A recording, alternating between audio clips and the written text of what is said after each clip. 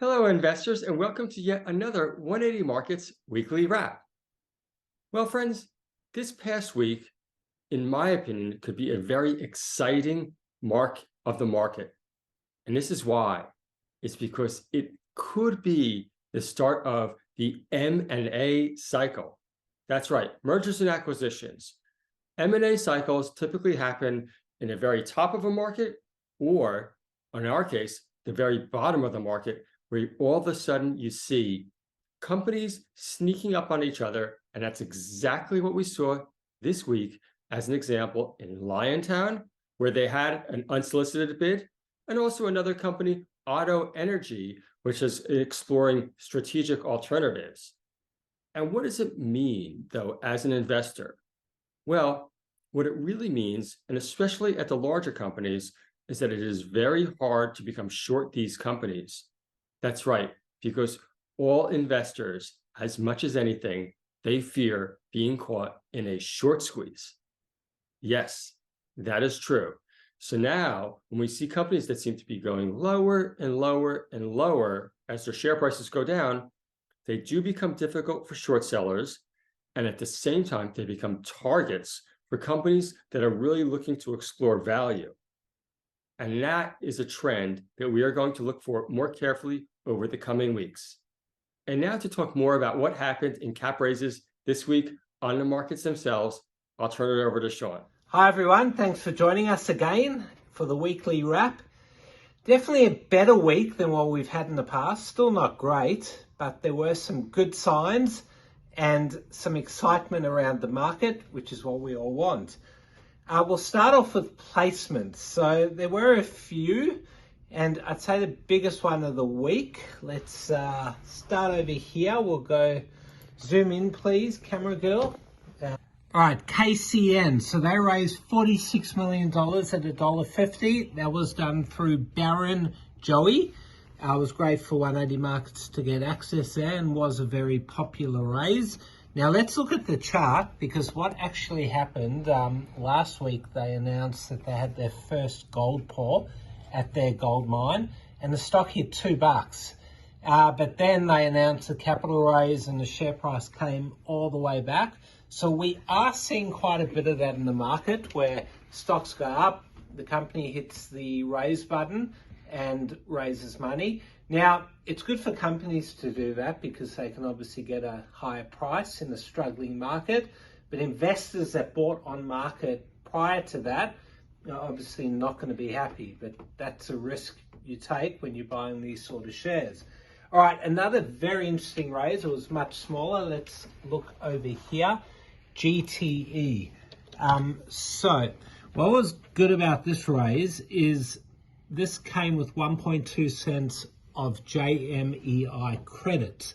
The raise was priced at 4 cents, but effectively you're getting in at a 2.8 cents, which, as you can see, is a massive discount. So we'll bring up the chart here. Let's look at the 1 year chart of GTE. Yeah, getting in at 2.8 is a massive discount to anywhere it's been. So it also was really popular here. Investors love these JMEI credits, including my dad. Hi, Dad, if you're listening. So, yeah, that'll be interesting. Now, LIN, he did it again the same way. Lindian always does capital raises above the market price. So Lindian was trading at 23 cents, and somehow they got a raise done at 26 cents. So that they had one investor of 7.5 million, another one of 1 million, and the man himself, Simway, who I think watches this, put in 500 grand himself.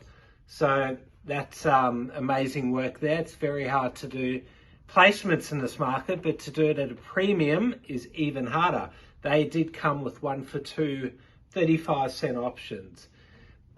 Let's finally just go through a few raises, and hey, let's just look at the 180 Markets website and we can look over there. So the last few raises, SRR, let's go over here. So Sarama raised 1.5 million at 10 cents, and that was a 5% discount. HCW was a big raise. they raised 320 million at $1.35, and there was a discount to the last of $1.42. That's a REIT there, so some investors definitely love that. And HMC finally raised 125 million. That was a 4% discount to the previous close of 367. So thank you 180 Markets for that information.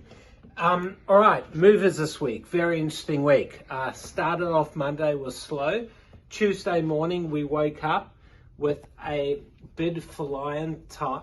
Let's just take a look at LTR here, because Liontown received a $2.50 takeover bid from mining giant Albemarle, if that's how you pronounce it. So we're going to look at LTR over here. Here's a 1 year chart, and this stock has not performed well in the last few months. It was trading down at $1.70 before the announcement, and $2.50 takeover offer was really high. Now, what that did was cause a lot of short covering in mining stocks, especially the lithiums. So let's take a look, not at me, let's take a look at the chart. We'll start off with CXO.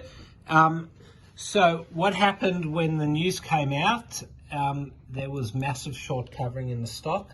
So it was trading over here on Monday down below 80 cents. And it almost hit $1 on the Liontown news. There was massive buying in the whole sector. A combination of scared short sellers that were trying to cover and people trying to buy in.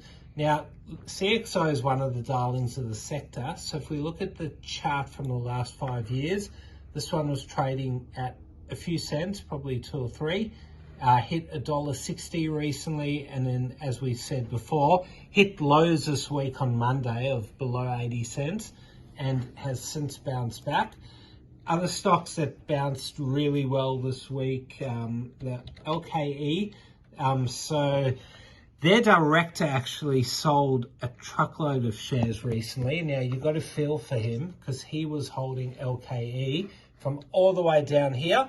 At a few cents, saw it go up above $2, but he's still made very good money, but yeah, interesting timing to have sold. All right, so some other ups this week. IPD, let's look into that. So they had a big run on, I think it was Monday or Tuesday. This is a biotech stock. And if we look at the chart over the last 30 days, you can just see it was trading at 6 cents, hit a high of 13. So they announced that they had a breakthrough. They had some approval with the NCCN. Now, I am no expert at all in biotechs. I do not understand most of them, but all I could say is things are looking good.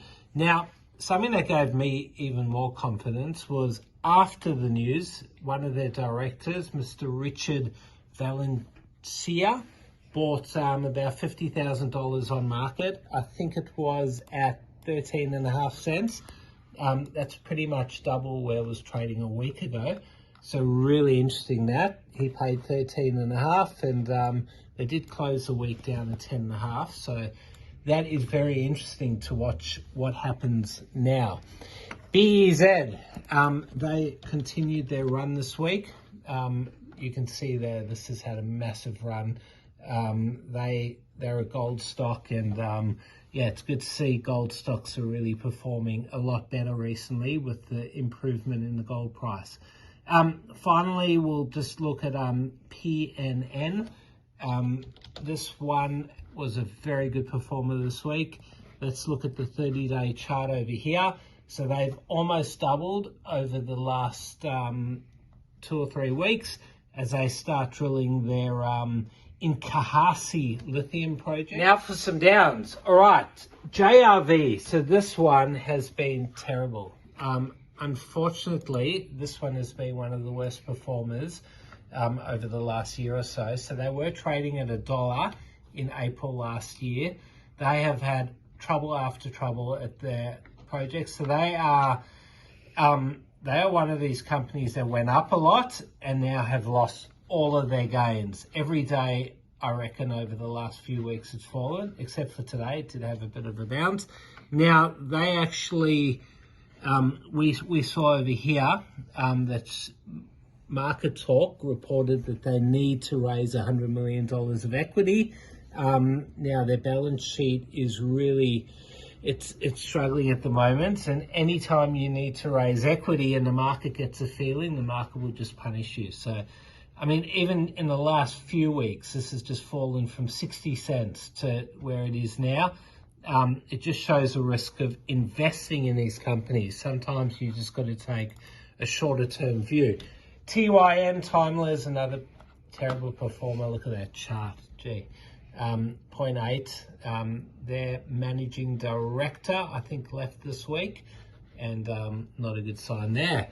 PAB, finally, they announced today their guidance regarding their clinical study, and another biotech. It's very hard to understand some of these, but just shows the risk in investing in these companies. All right, have a good weekend, everyone.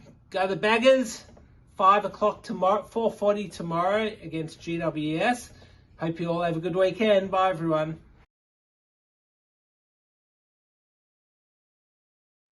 Thanks for watching another 180 Markets Weekly Wrap. If you want access to thousands of capital raises, sign up at 180markets.com.au and you'll get access to our very next capital raise. Thanks for watching.